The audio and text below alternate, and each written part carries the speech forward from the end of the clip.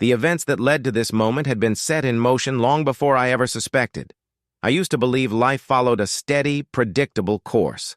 I had built a family, worked hard, and assumed that love, once forged, remained unbreakable. It never occurred to me that people could change so drastically that trust, so painstakingly built, could be shattered in an instant. There had been signs, subtle at first, a shift in tone, an inexplicable distance in her eyes, moments when her mind seemed elsewhere, even as she sat beside me. I had dismissed them, convinced myself that stress or routine had numbed the warmth we once shared. I was wrong.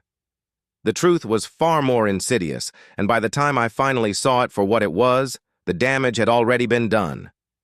The night before everything unraveled, I stood at the edge of our porch, staring into the darkness. The autumn wind carried the scent of burning leaves, the air crisp with the whisper of change. I told myself that tomorrow would be a new day, that whatever unease lingered between us would pass. But as fate would have it, tomorrow would be the beginning of the end. When I found out who would be presiding over my divorce case, a wave of unease settled over me. Richard Marshall was known for his no-nonsense approach, a man with a flawless legal record and a respected position as a family court judge. But that wasn't the issue. He was too personally entangled in the situation, too close to be impartial. He should have stepped aside, but he didn't. At our initial hearing, my attorney, Bill Blevins, wasted no time filing a motion to have Judge Marshall removed from the case. The request was swiftly denied. With that, the proceedings moved forward, and my wife's attorney, Nathan Bloodstone, wasted no time portraying me as the villain in the courtroom. He painted a picture of me as a ruthless husband who had abandoned Allie over a petty disagreement, cutting her off financially and barring her from our children, Jason and Becca.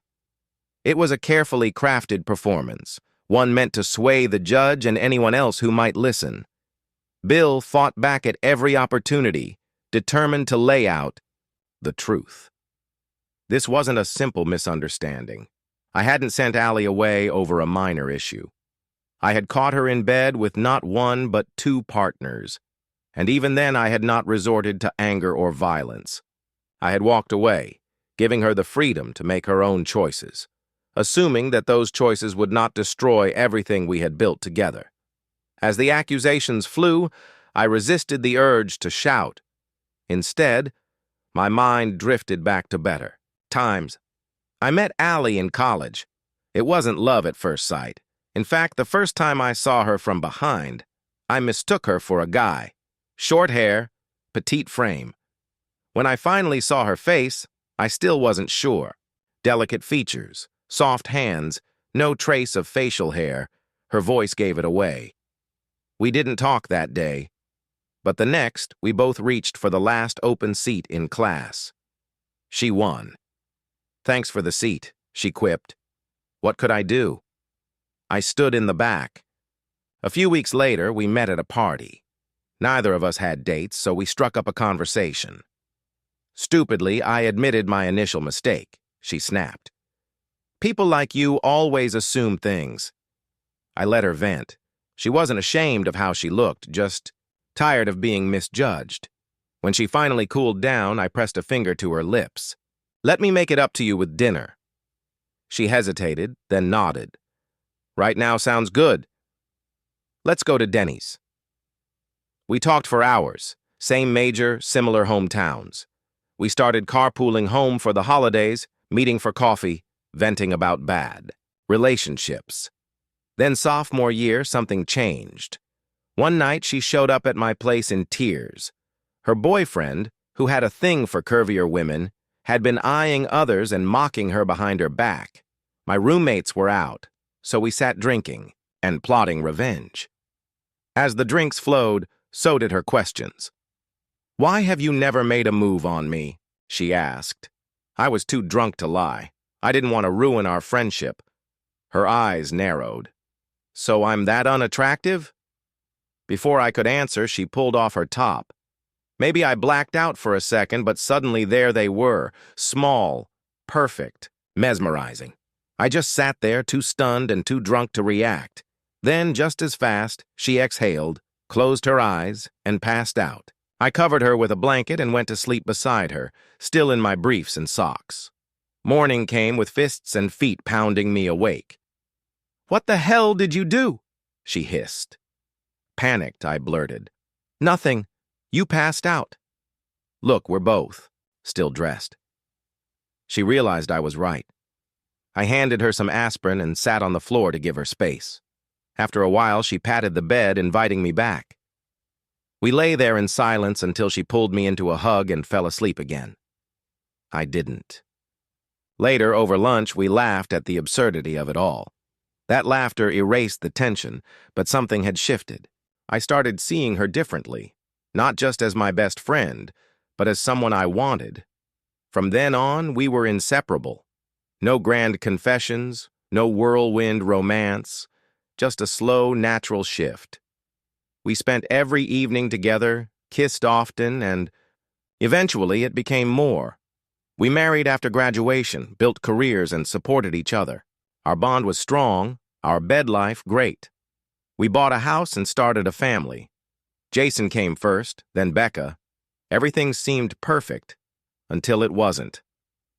As the years passed, Richard Marshall climbed the legal ladder, eventually becoming a judge. The friendly neighbor was gone, replaced by a man who wielded authority with an iron grip. Meanwhile, something was off with Allie. She was distracted, distant, withdrawn. We weren't working longer hours, but we were talking less. Worst of all, she hadn't touched me in weeks. I'd heard enough stories to recognize the signs. When honest people cheat, guilt eats them alive. They become moody, tearful, angry for no reason, and Allie was pulling away. I tried to figure out when it started. Then I remembered the last block. Party the Richardsons hosted. Allie had stayed by my side for a while, then wandered off to chat with Lindsay and Ronnie. That wasn't unusual, but after that night she changed. I started calling her at work randomly just to check in. Sometimes she was polite, other times she seemed annoyed. Then came Wednesday. I called, but her receptionist said she'd left early with a headache. I didn't call again. Instead, I left work early and headed home. Only Allie's car was in the garage. I entered quietly, expecting to find her resting. Instead, I heard it moans, of pleasure, uninhibited and loud. I climbed the stairs, phone in hand, camera ready. And then I saw them. Allie with Lindsay. Lindsay laughed breathlessly. "Hey, Ronnie, think she'd lose her mind if I did the same?" They were too caught up to notice me recording. Then Lindsay spoke again. "I wonder if we should pierce before giving her to Richard." That was enough. Ronnie saw me first, blushing and backing away. "Lindsay," I said coldly, "playtime's over. Let my wife go." Lindsay hesitated, then stood. "So you're prepping my wife for your husband?" I asked. She didn't deny it. Instead, she gave a slow nod. I scoffed. "You seduce women for him. What are you, his pimp?" "Sometimes," she admitted. "Sometimes it's for us. He gets bored fast. She'd be returned unharmed." Allie finally noticed me. Scrambling for a sheet, she tried to cover herself. I laughed bitterly. "That's rich. After 15 years of marriage, now you're modest. I made my decision. I won't stop Richard's plans. But you're all leaving now. You have 10 minutes before I start, calling family and friends." Then I walked out before I did something that would land me in Richard's courtroom. Downstairs, I poured a shot of bourbon and knocked it back. Then I threw the glass against the backsplash, watching it shatter, a perfect metaphor for my life. I poured another, drank it, threw the next glass and another. By the time I heard the front door open upstairs, they were leaving, heading straight for the Marshall house. I sank to the floor, bottle in hand, and I cried, betrayed by my best friend, my wife, the mother of my children. I looked up. Why God? Why not take her in an accident? By illness? Why betrayal? I tilted the bottle and drank straight from it. The kids came home to find me surrounded by broken glass. They froze. Unable to reach their mother, they called my parents. Soon my mom was beside me. Trying to make sense of my drunken ramblings, Dad went upstairs, saw the empty bedroom, and put the pieces together. A neighbor confirmed what he suspected. Allie had left with Lindsay and Ronnie. The kids asked what was wrong. I told them to leave me alone. Mom pressed for answers. I snapped. Screw off and die. Not my proudest moment. Dad filled her in and they asked again. What now? I sighed. I don't know, Dad. I love her, but I don't like her right now. Hours passed. Still no call from Allie. After convincing my parents to go home, I called Allie's father, Dave. Allie and I are having problems, I said. She left and I haven't heard from her. His tone sharpened. What happened? I sighed. I caught her with 2 lovers in our bedroom. Silence. She might say I threw her out, but I didn't. She left on her own. No explanation, no apology. Walked away with nothing. After a long pause, he asked, "What about the kids? They're confused. They found me half drunk on the kitchen floor. I didn't handle it well. Dave offered to take them for the weekend. I thanked him and hung up. I couldn't sleep in that bed, so I crashed on the couch." By morning, Allie's car and phone were gone. A search of her closet confirmed she'd packed a bag. I got the kids ready for school, showered in the master bathroom, and noticed something else. The toy was gone. The bed was still a mess. A dark thought crept in. Had Richard already had her? I shoved it away. After dropping off the kids, I called a divorced friend for a lawyer referral. He recommended William Blevins, a ruthless attorney he had personally lost to. During lunch, I withdrew half of our joint accounts and transferred the money into my name. The bank advised me to lower our credit card limits, so I did. Hours later, I got alerts. Ally had tried using the cards, declined. She still hadn't called, me or the kids. That, to me, was unforgivable. By Thursday, I called her office. She called in sick, her secretary said. "Why are you calling?" I thanked her and hung up. I considered changing the locks but realized I didn't have to. I had installed keyless entry locks years ago. All I had to do was reset the codes. Friday morning, I met with Blevins. "Call me Bill," he said. We clicked immediately. He had strong opinions on cheating spouses facing consequences. I wasn't sure about divorce yet, so we discussed options. Turns out I'd likely lose the house, custody, and owe spousal support. At 35, I muttered.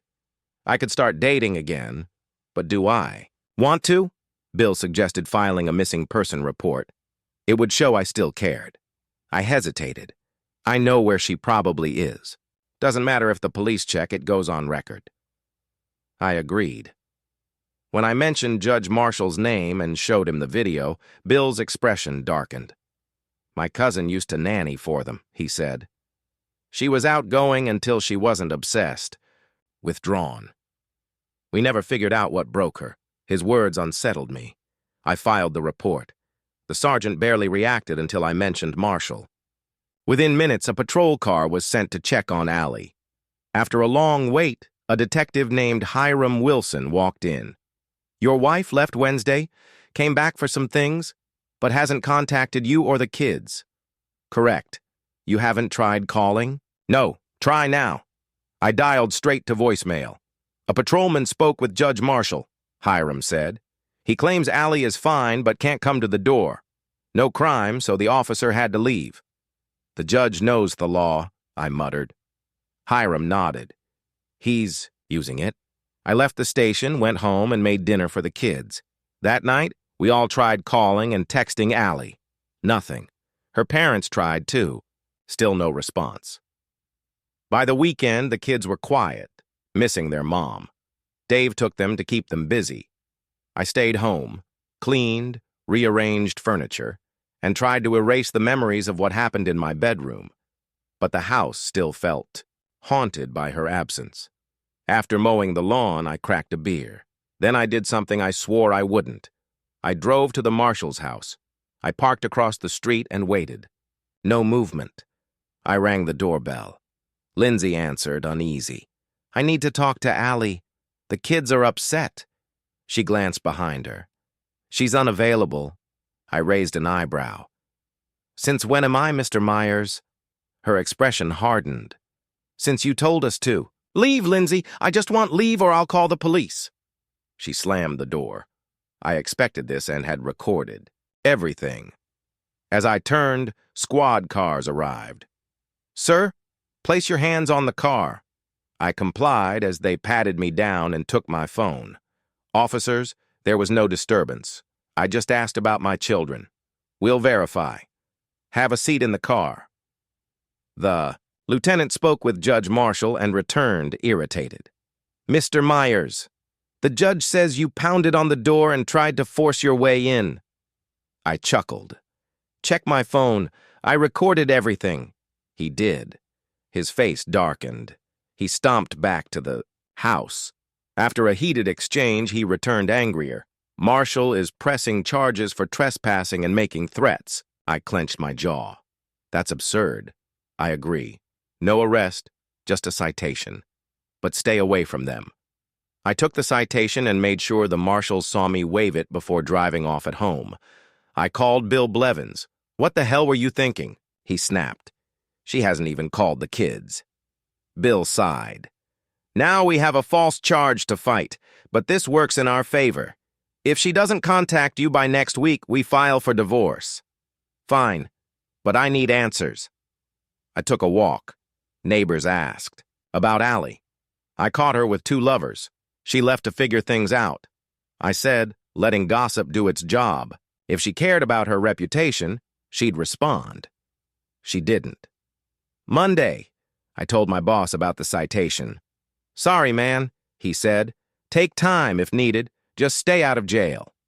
Sunday night, the kids returned, expecting Allie. When they realized she wasn't there, Becca burst into tears and kicked me. I let her. She was heartbroken. Tears burned my eyes, too. Dave stiffened. Kids were going to see your mother. I gave him the address. They left in a hurry.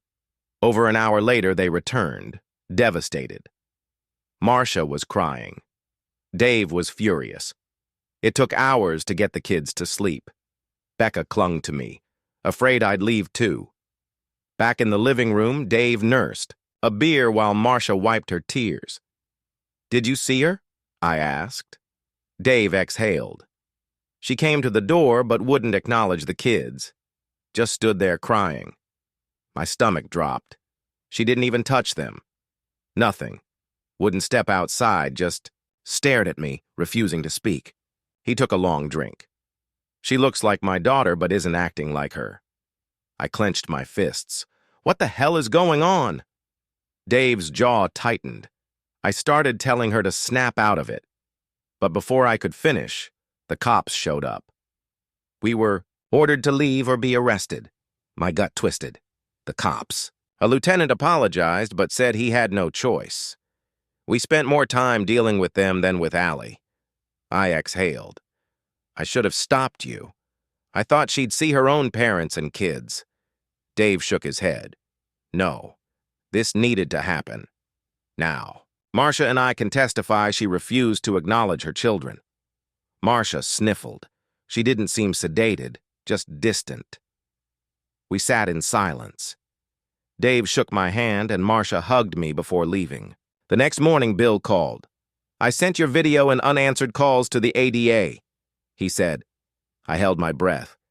And they won't prosecute you. They're more concerned about the false report.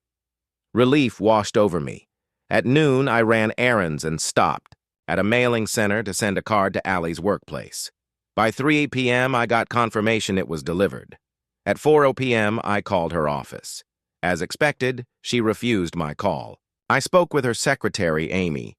She's acting like nothing is wrong, Amy said, confused. I frowned. She hasn't mentioned anything. No. A pause. Wait. You're saying she's not living with you? I sighed. No, Amy. She hasn't been home in over a week, and she hasn't even contacted the kids. Silence. Then, I don't believe you. I sent her a card today asking her to call them. Did she get it? She did, Amy admitted. She looked at it, then tossed it without a word. My stomach tightened. Can you check on her? Minutes later, Amy returned. She's been crying. Good, I muttered. Amy sounded stunned. Good. Cow, what the hell? She needs to feel something, I said. Maybe then she'll snap out of this. Each morning I wrote a note, took a picture, and sent it to her office. If I sent it home, she wouldn't see it. Tuesday and Wednesday, Amy said. Allie at least read them before throwing them away. Both days, she shut her door. By Thursday, she barely glanced at them before tossing them. She left her door open, almost, daring someone to comment. I had failed again. The kids did their best. School, friends, chores, trying to keep life normal. Becca even cooked one night. Hot dogs and canned beans. They still fought, but their arguments were muted. That worried me. Every night I stayed with Becca until she fell asleep. Sometimes I'd wake up to find one of them curled up beside me. I let them. It reassured them I wasn't leaving, like their mother had. We made it through another weekend. I started dividing my life into two parts, before Allie and after Allie. It had been over a week and a half. Monday, I met with Bill. I told him about the failed attempt to get Allie to see the kids and the notes I'd been sending. Damn shame we don't have video of her reaction to her father, Bill muttered. That afternoon, we filed for divorce. Allie was served at work. Later, I called Amy. She took the papers and left early, she said. Didn't say a word. That was the last time I called her office. Bill pushed for an expedited hearing, skipping unnecessary negotiations. He doubted Allie had an attorney yet, and a judge would force her to respond. Then came the disaster of a preliminary hearing. Judge Marshall refused to recuse himself. Bill had assured me, since Allie left voluntarily and hasn't contacted you or the kids, we should have a strong case for support. That didn't happen. Marshall blocked every attempt to put Allie on the stand.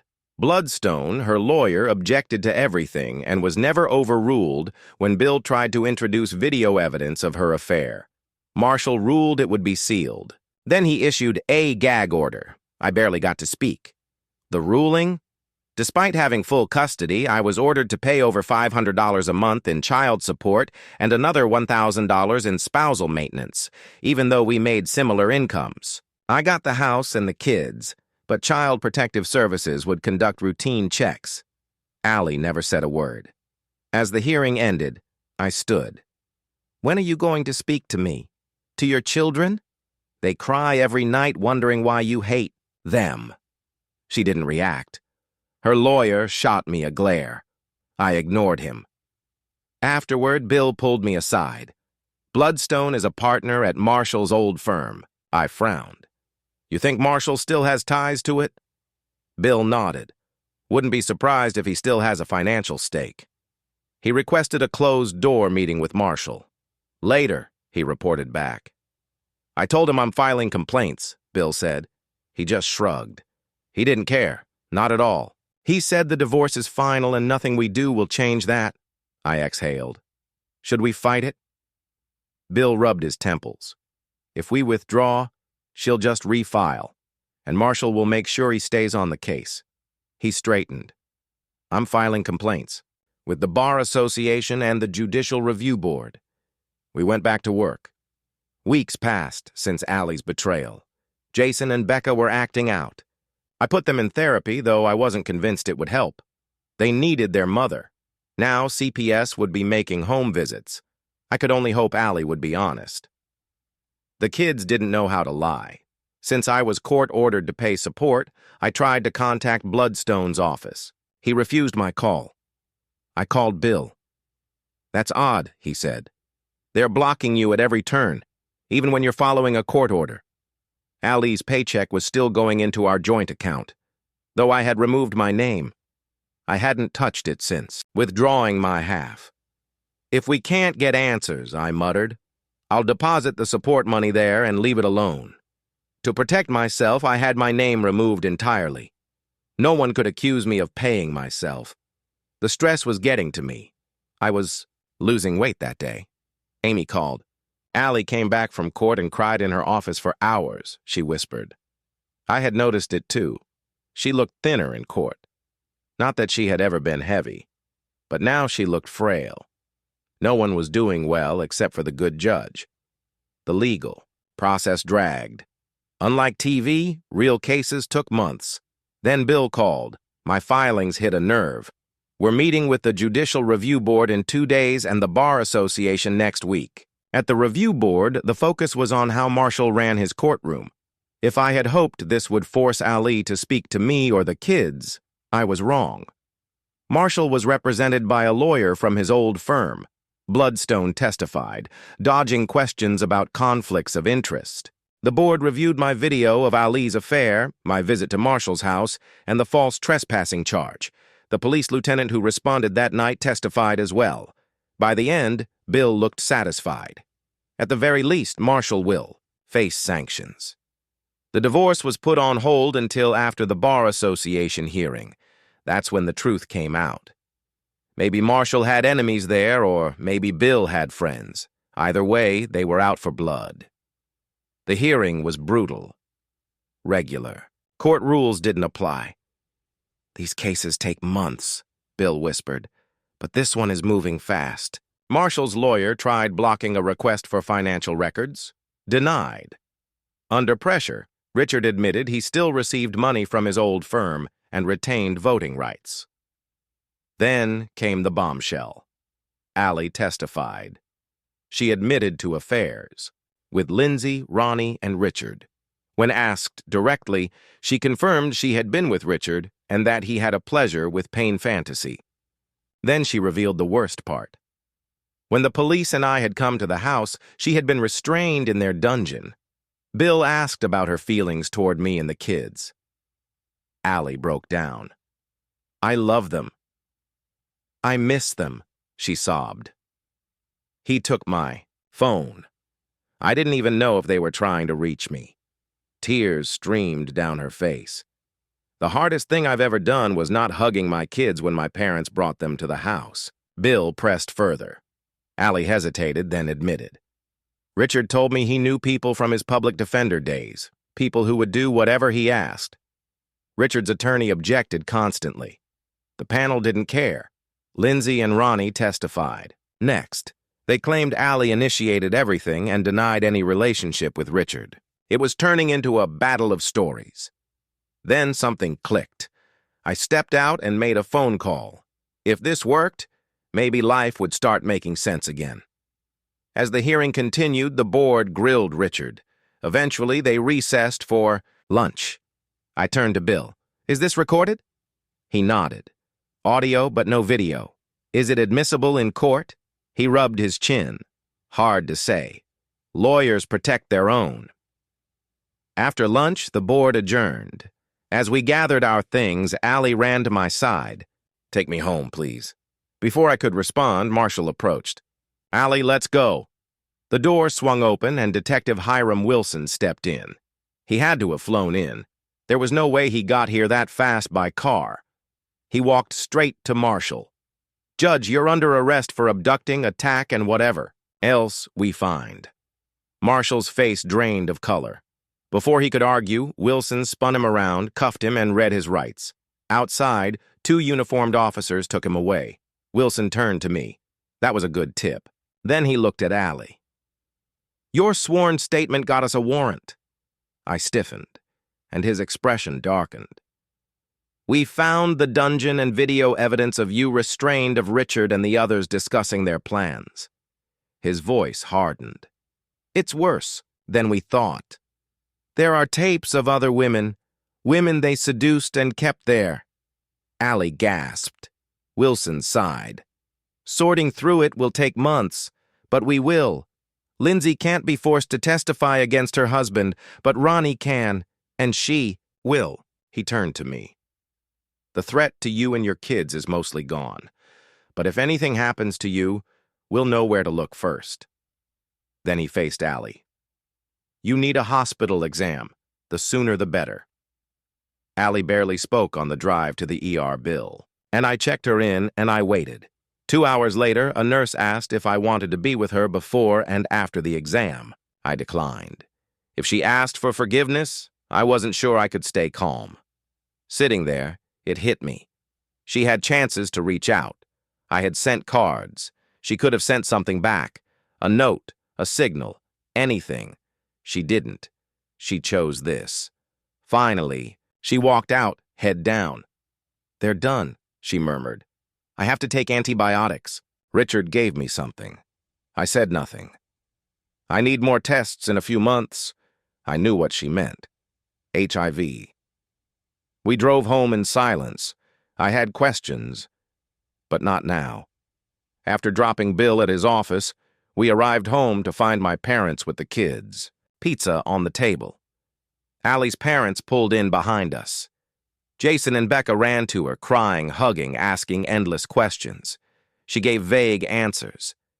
Dave watched her with disgust. Marcia just held her, sobbing. My parents stayed quiet. For everyone else, it was a happy night. For me, it was just another night of pretending. Later, when the parents left, Jason and Becca fought sleep, afraid she'd disappear again. I nodded toward Allie. "Put them to bed. Becca will need you to stay until she's asleep." She did.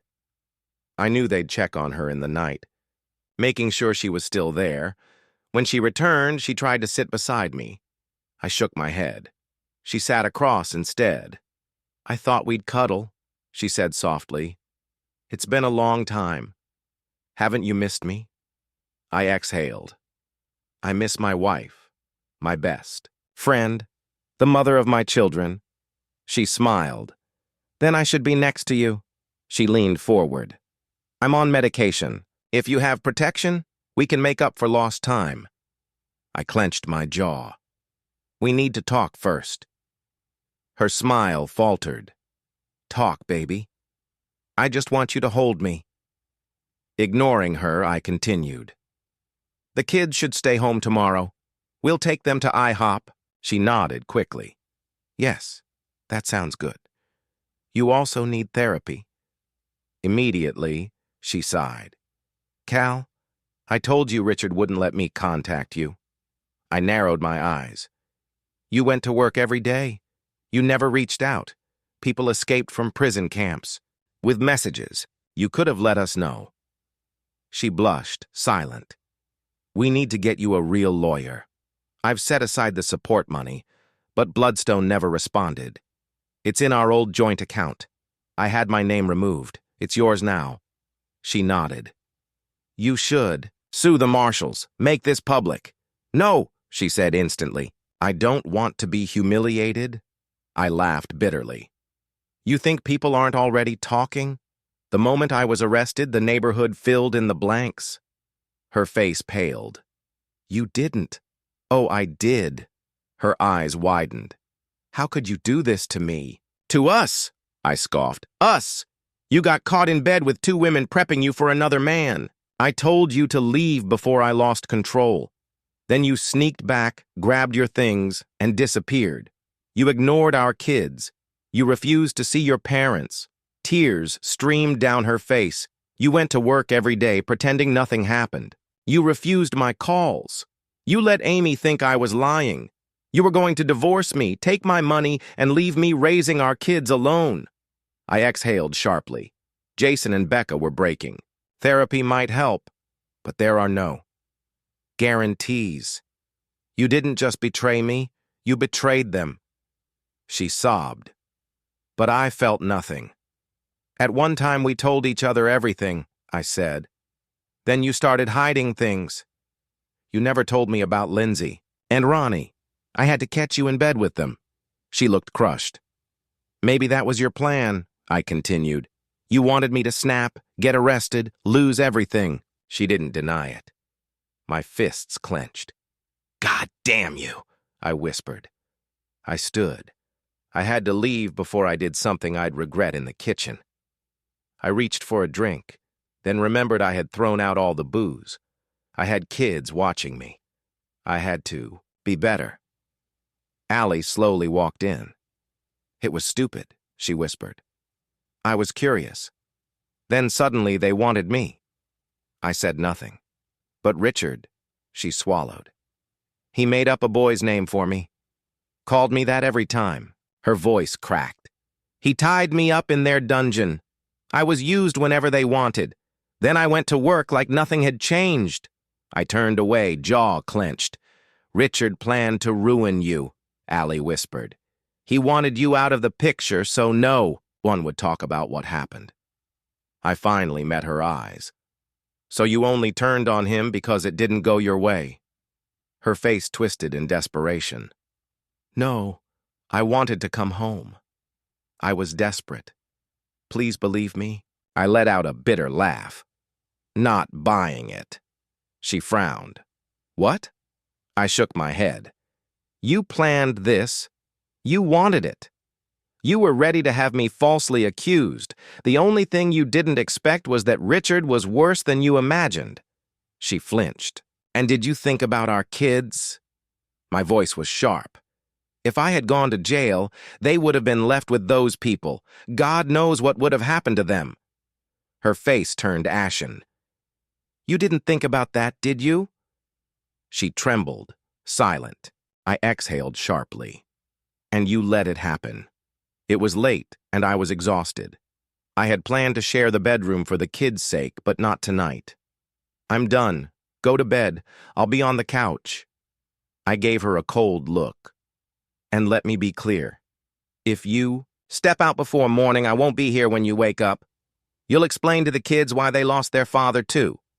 She hesitated, then nodded, slumping as she climbed the stairs. She had counted on our history, on the love I once had for her to erase everything. She was wrong. She stopped at the bedroom door. "Where's our bed?" I smirked. The queen-sized bed was gone. In its place, 2 twin beds sat as far apart as possible. "Just like the old movies," I murmured. She turned to me, stunned. I shrugged. "This is how it's going to be." Her lip trembled.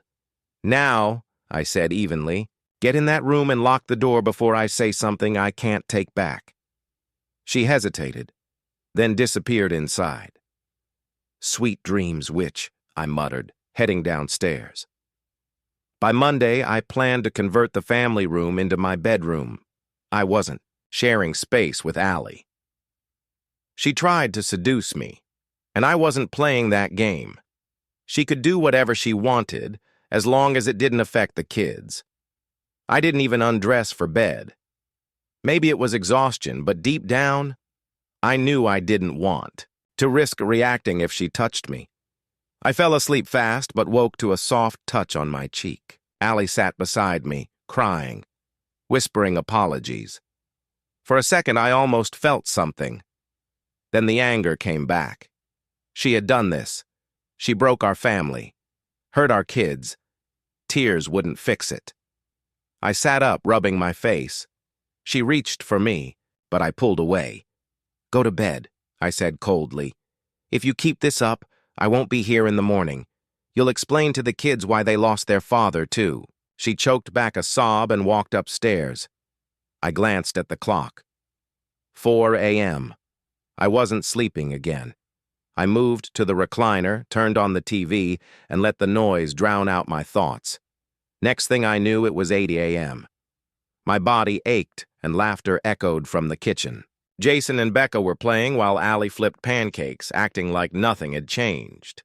They were happy, and I reminded myself their happiness mattered more than mine. Jason, now 13, caught on fast. "Dad, why were you in the recliner? And why? Are there 2 beds in your room?" Of course, he noticed. I shrugged. "I'll explain later. How about IHOP?" The kids cheered and ran off to get dressed. Allie, still cooking, gave me a sheepish look. I forgot to call the schools. I could have pointed that out. But what was the point? "Already handled," I said, heading to shower. I locked the door, let the hot water clear my head, then stepped out. realizing I'd forgotten clothes. No big deal.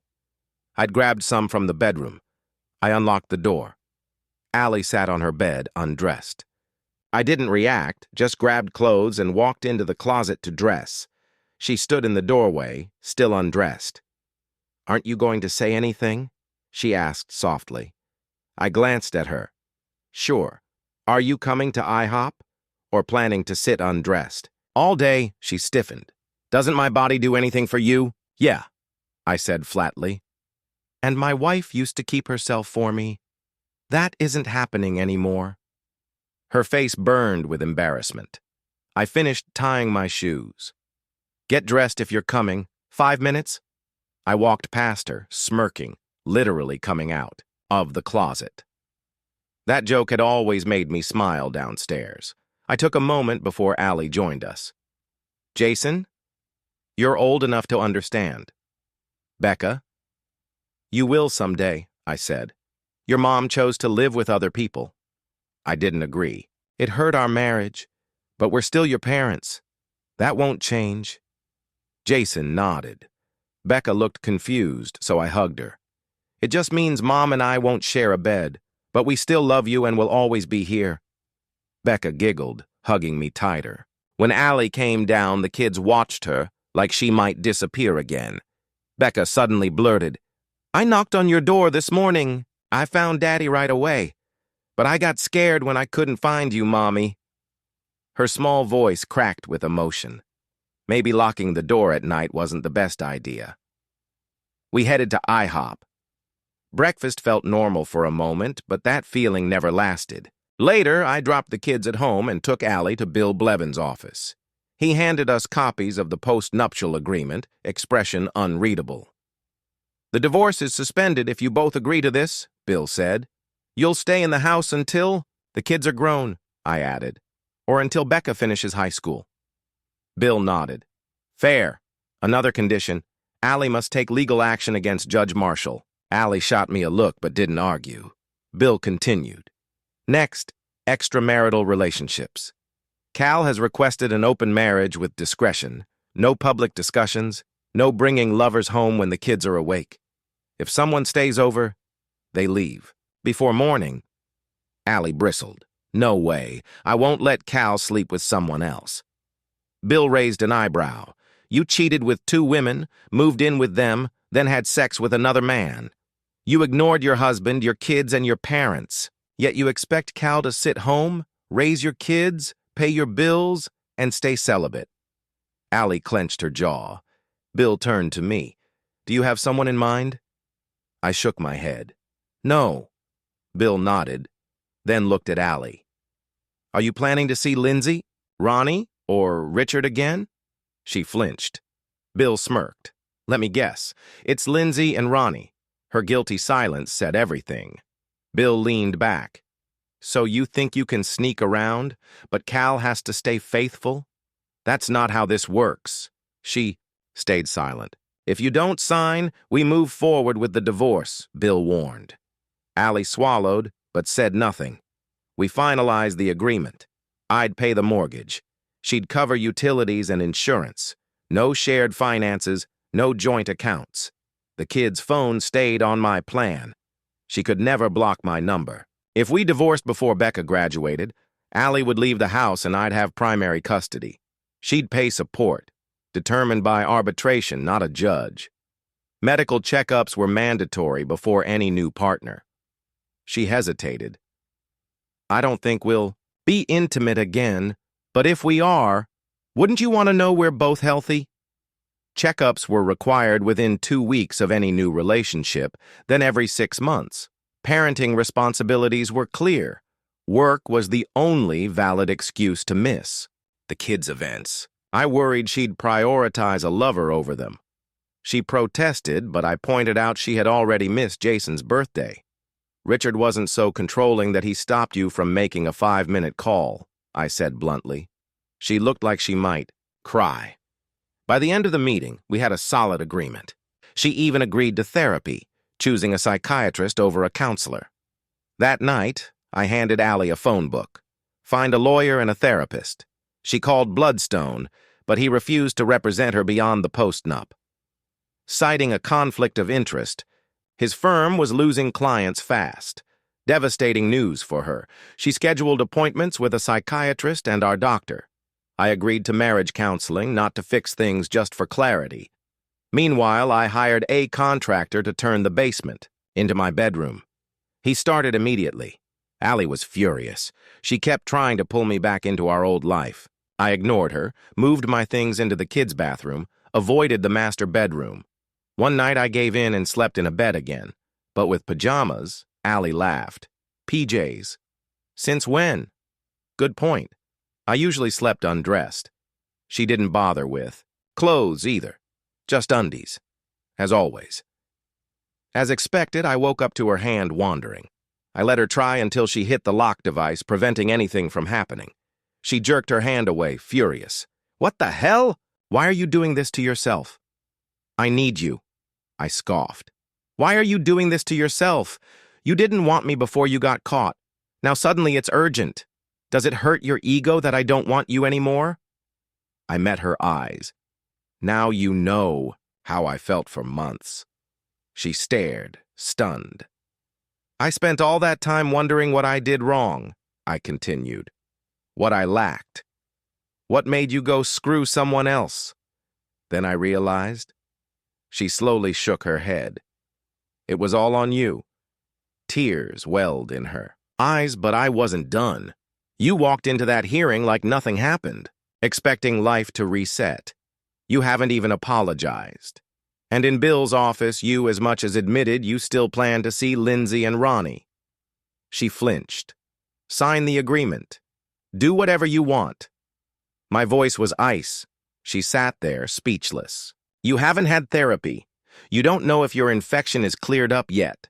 You think Zex will fix this? I shook my head. Lesson 1. Zex doesn't solve problems. It just satisfies lust. And I don't have any for you. I left and crashed on the basement couch. Miserable night's sleep. By 4 a.m., I gave up and went upstairs. While setting out my clothes, I checked Allie's phone. Dozens of messages from Lindsay and Ronnie, coaching her on how to win me back. The real goal? Get me to side with Richard to prevent his disbarment. As if I showered early and left before Allie even woke up. She could handle the morning routine, for once. At work, I called Bill, told him about the messages. He promised to inform Detective Wilson. Collusion and witness tampering were serious. The ADA might even subpoena her phone. Bill also said the post-nup was nearly final. Even Bloodstone was pressuring Allie to sign. It was fair. Since it was Friday, I texted her. Will you be home Saturday night? Yes. Good. I'll be out. No response. I had no real plans. Just needed air at home. She was getting ready to go out. The post-nup is ready. Can we meet at Bill's office Monday? She nodded, focused on her makeup. Who are you going out with? She stood abruptly. Lindsay and Ronnie, it doesn't violate your damn agreement. I shrugged. No, it doesn't. After a pause, I added, but be careful. They have a different story than you. If you change yours, the ADA might charge you with perjury. And if you go to the Marshall house, that could be witness tampering. Her eyes narrowed. Seems the ADA really doesn't like the judge, I added. She crossed her arms. Maybe you should stay at a motel, I suggested. Doubt Lindsay and Ronnie would be comfortable coming here while I'm home. You assume I'm sleeping with them? I smirked. Given your track record, fair assumption. She glared. You really think that little of me now? I shook my head. You cheated in our bed with 2 women and expected me to wait for you. I know you haven't been with anyone since coming home, and you must be climbing the walls. I gestured toward the door. So go, have fun. She made one last attempt. Look, I'm right here. If you screw me right now, I won't go out. Please, Cal, just touch me. I walked out without a word. A minute later, I heard cursing and something hitting the wall. Shortly after, she stormed out. She sure didn't look like she was going on a date. I chuckled.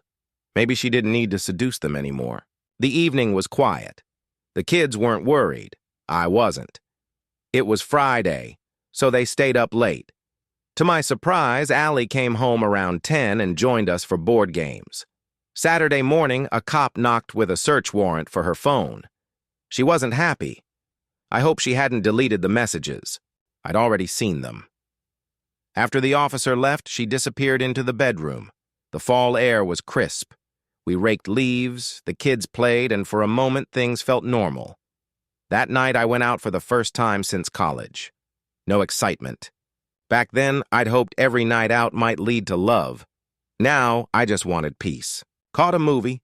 Jason would love it. Made a note to take him later, ate alone at a diner, stopped by a pub for a beer and around a pool.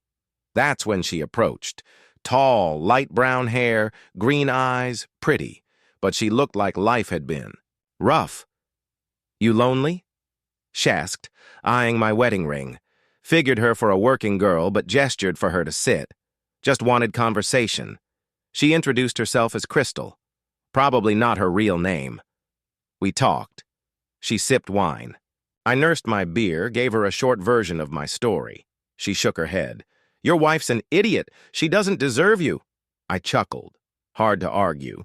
She was attractive, but I wasn't interested. She got a call and left after an hour. It was exactly what I needed. A conversation without manipulation.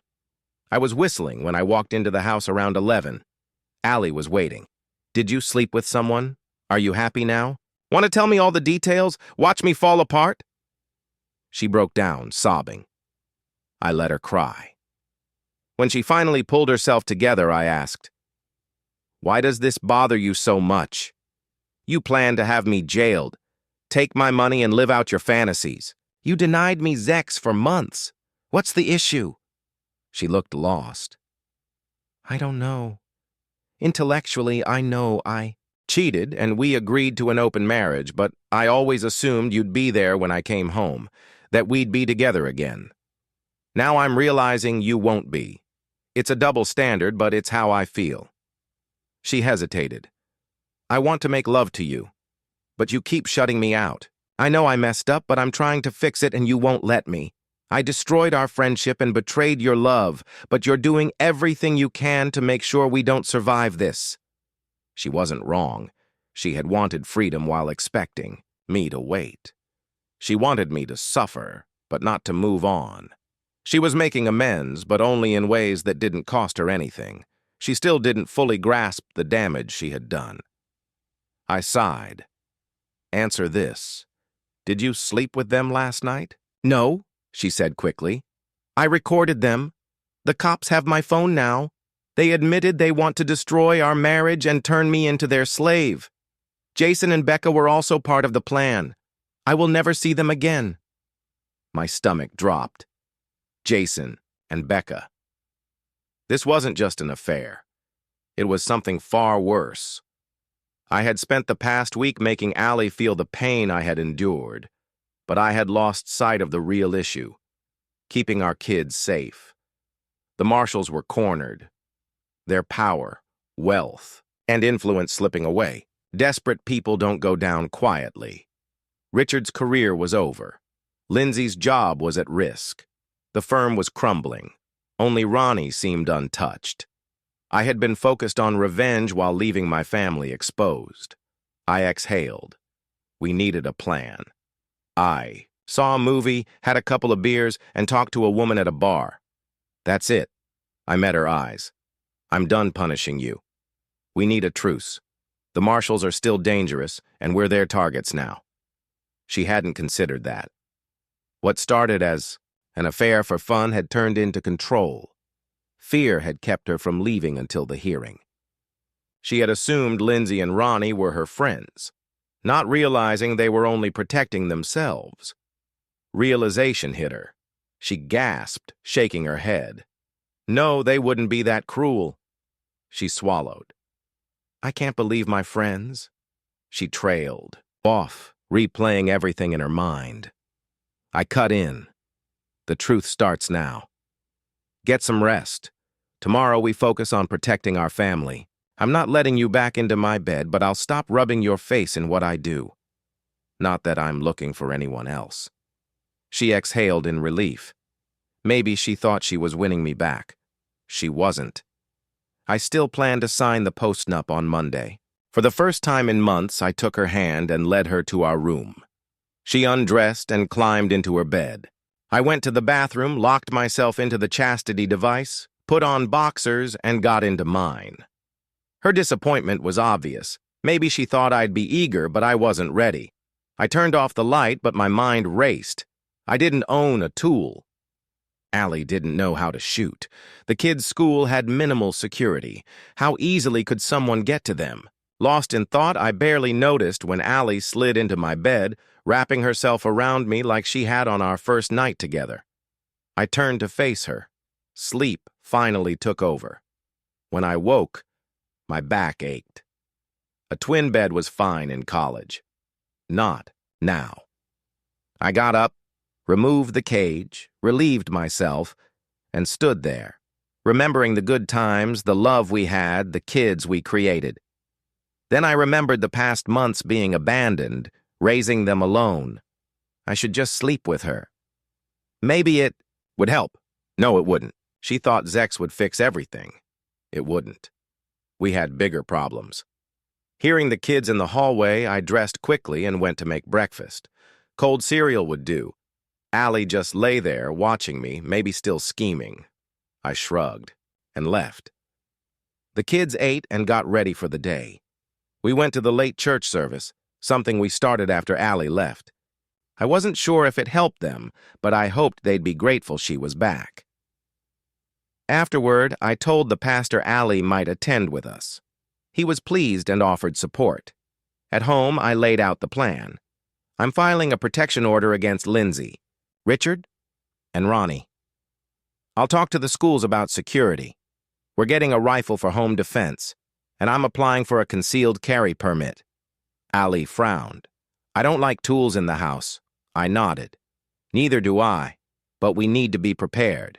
The thought of Jason or Becca in their hands is terrifying. She swallowed hard and agreed. Monday morning, I dropped the kids off and met with their principals. They were skeptical at first, but turned pale when I made it clear I'd hold them. Personally responsible if anything happened. At work, I called Hiram.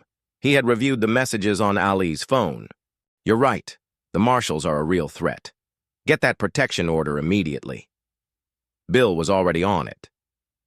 That afternoon, I went to the tool shop. I wasn't a hunter, so I asked for help. The salesman recommended a Kimber 9mm, small, easy to conceal, still powerful. Old-timers call it a belly tool, effective up close but not great past 10 feet. It would do. For home defense, he suggested a tactical rifle, short barrel, folding stock. More expensive, but perfect for close quarters. Fine. I bought both. Of course, I couldn't take them home immediately. Background checks, waiting periods. Until then, I stayed extra cautious. For a week, nothing happened, and it did. Becca's school called. Mr. Myers, your parents came by to see the kids. Every alarm in my head went off. Impossible. My parents are home. My dad's at work. They aren't visiting until the weekend. I rushed to the school. Becca was in the principal's office, unharmed but confused. I hugged her tightly. Allie arrived soon after. The principal looked apologetic. I owe you an apology. When you warned us last week, I didn't take it seriously, but today, a couple arrived claiming to be Becca's grandparents. Something felt off. First, they used her full name. We all know you call her Becca. I doubt her real. Grandparents would say Rebecca. Second, they didn't look over 40. Finally, I asked them for your phone number to confirm. That's when they left. Becca never saw them. They didn't make threats, but they had tried. I exhaled. Thank you for stopping them. The principal nodded. We'll be even more cautious from now on. This wasn't an abduction attempt. It was a warning. That afternoon, my phone buzzed. Blocked number. We almost had your daughter today. We won't try the school again. You know what you need to do. The line went dead. I called Hiram. A patrol officer picked up my phone, attempting to trace the call for weeks. I carried the rifle in my car for school runs. The pistol stayed on me at all times. Then Becca's birthday arrived. Security was a concern, but we didn't want to cancel. We hired a private security team. Hiram even asked to be put on the guest list. The party went smoothly. Becca was thrilled. I played the perfect father. The Kimber rested in a small holster at my back. I kept watch. Meanwhile, I started self-defense training. If I lost my tool, I needed to know how to fight. Allie and I also hit the tool range weekly, getting comfortable with our weapons. Then Richard's hearing approached and everything changed. The day before, Richard and Lindsay's kids went public, offering to testify against them. Reports were vague, but the implication was clear. Richard had exploited his own children. The next morning, there was no hearing. Richard Marshall was found hanging in his garage. Hiram let me read his last note. It blamed me for everything, ranting about losing his career, family, and power. He hoped Lindsay would survive the fallout. But something was off. No chair, no ladder, nothing nearby to indicate how he got high enough to hang himself. Someone had decided Richard was a liability. Someone ensured he wouldn't talk. Even Hiram found it suspicious, but the DA had no interest in reopening the case. Lindsay sold the house and moved. I didn't know if Ronnie went with her. I didn't care. The danger was gone.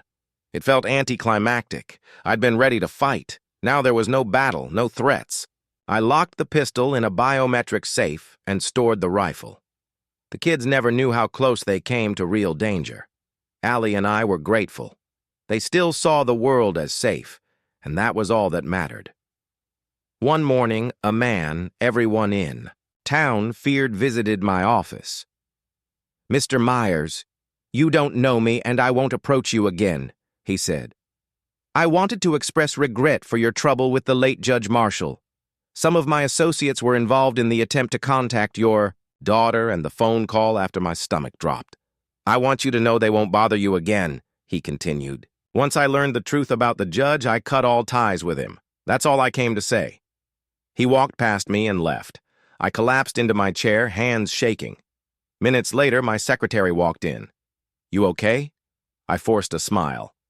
"Yeah, everything's fine." Life settled into a routine. The basement bedroom was finished and I moved in. Allie wasn't happy, but her psychiatrist helped her accept that I wasn't ready to forgive. She replaced the master bed with a king-sized one, hoping I'd return. I never did. We attended marriage counseling, but the therapist focused on what I had done wrong. "Maybe your expectations were too rigid," she suggested. "Perhaps you need to be more open-minded." I clenched my jaw. By the second session, I was done. Allie saw both the psychiatrist and the counselor, two conflicting voices in her head. I started dating occasionally, but wasn't looking for anything serious. If a woman was willing to date me while I was still married, she probably wasn't stable either. As for Allie, I never asked if she had lovers, and she never asked me. She went out sometimes, dressing nicely but not provocatively. I put the kids to bed and went downstairs. I never checked if she brought someone home. There was no evidence. In the morning, but that was part of the agreement. Sometimes I had one-night stands. The Zex was fine, but nothing worth repeating. Despite everything, we showed up for the kids.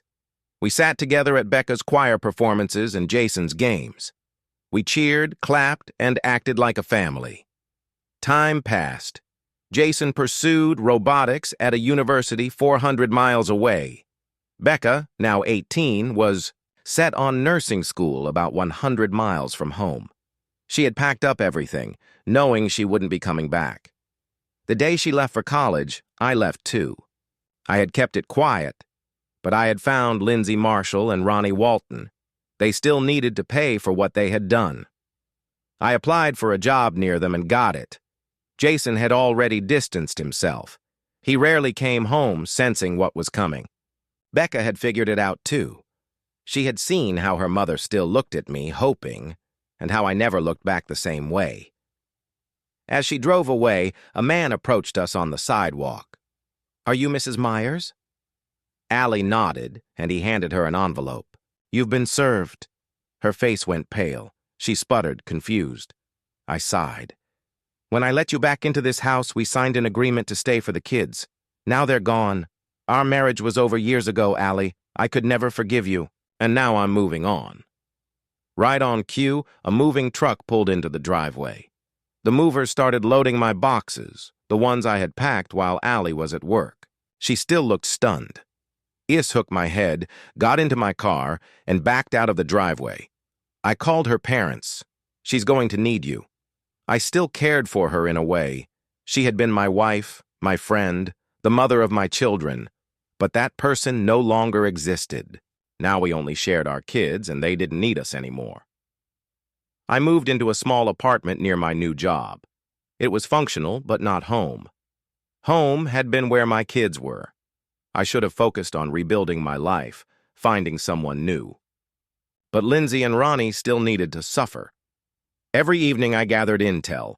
Lindsay was now a hospital VP, Ronnie, a night nurse at another facility. They worked opposite shifts. I didn't care about their love life. I only wanted to know if they were still together. I followed Lindsay home one day. She lived in an upscale neighborhood, a large house. Status mattered to her. I parked nearby, waiting to see if Ronnie lived there too. 30 p.m. Lindsay left, probably heading to work. I had a plan. I posed as a home buyer, asking neighbors about the area. My fake story, I was moving my family away from crime and needed a safe neighborhood. People gossiped freely. Some were drunks, some smoked dope at parties, some misused painkillers, and Lindsay. She and Ronnie kept to themselves. No parties, no social life. They had no power without Richard, but that didn't erase what they did to my family. One afternoon, Ronnie was sunbathing. I crept to the patio door and taped the lock open. That night, when Lindsay was alone, I returned. I slid the door open, removed the tape, and crept inside. I left a small device downstairs. It played looping, sounds of glass breaking and heavy footsteps. The noise echoed through the house. A bedroom light flicked on. "Is someone there?" Lindsay called, stepping into the hallway. I let the sounds continue until she moved toward the light switch, then, "Silence, hello." As she flipped the switch, I charged at her, screaming, "Payback's a witch." She spun, tripped, and tumbled down the stairs. I turned off the light. A pin light guided me as I checked her pulse. She was unconscious, a bruise forming on her head, breathing normally. I slipped out the way I came. No news. Reports followed. Weeks later, I saw a wheelchair ramp being built at her house. A few days later, Ronnie wheeled her inside. Lindsay had suffered spinal damage. She would never walk again, just as I had planned. Ronnie still lived there. But for how long? She wasn't getting much out of the relationship now. I no longer cared. They were broken. Now, finally, I could move on.